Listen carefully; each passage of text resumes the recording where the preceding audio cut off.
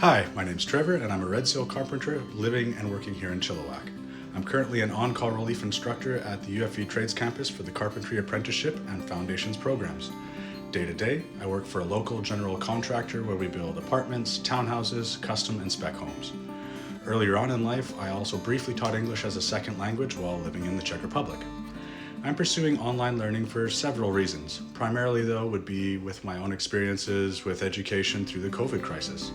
Also the several recent adverse weather events, including the major flooding and winter storms that pop up every year. I was both impressed and elated that my instructors were able to seamlessly pivot their in-person instruction models to adopt an online format so quickly to accommodate all these unpredictable interruptions.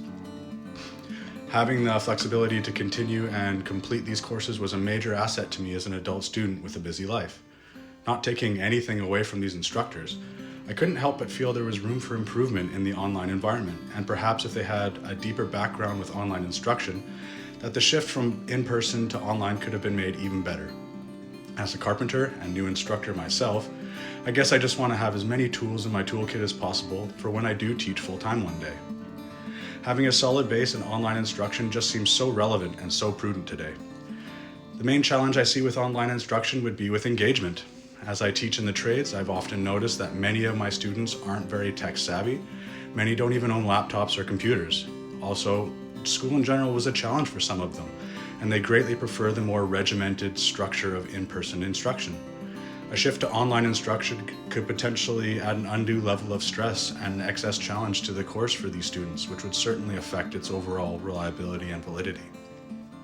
One point from the award-winning online teaching article that stood out to me was the section on student creation of digital content, both individually and collaboratively.